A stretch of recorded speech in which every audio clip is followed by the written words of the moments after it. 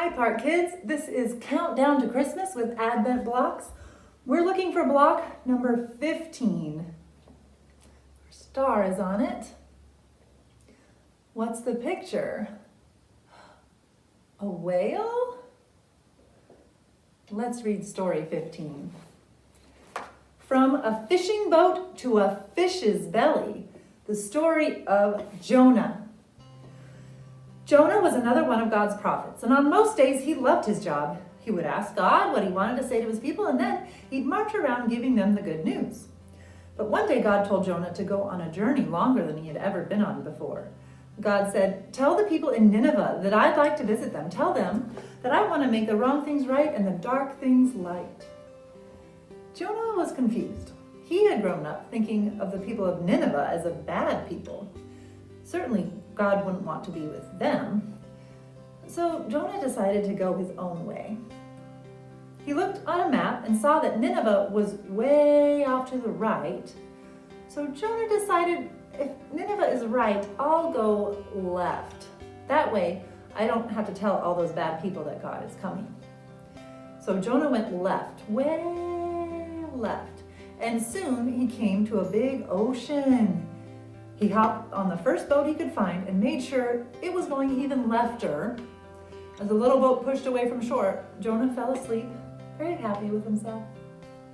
But God wasn't happy with Jonah, so God followed Jonah. You see, God was with Jonah, even when Jonah didn't listen to God, even when Jonah went the wrong way, even when Jonah hated the people God loved, God was with him.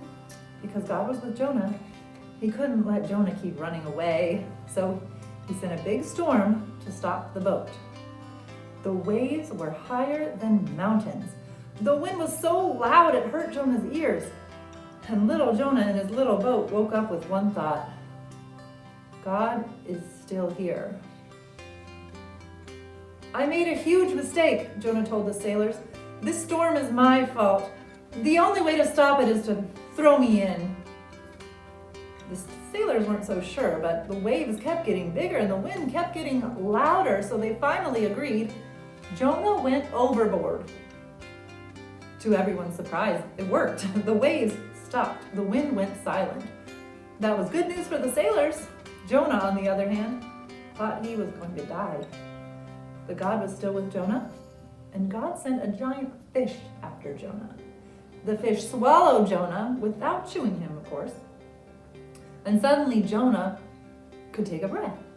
He looked around this warm, dark, stinky place and realized he was safe, even if he was in a fish's belly, which we can all agree is a pretty icky place to be.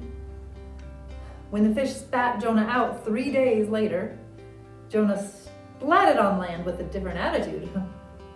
"I'll go to Nineveh," he said, "and tell everyone there that God wants to be with them." You see, Jonah had done a lot of thinking in that dark, soggy fish belly. He was learning that God wasn't just coming to be with Abraham's children's children's children. No, God was planning to come to all sorts of people, whether they looked like Jonah or not, whether Jonah thought they were good people or not. So when Jonah got to Nineveh, he preached a message I think you know. Like me, you need God, but he seems far away. And the people of Nineveh began to hope and to pray, "God, will you come back to stay?" That was story 15.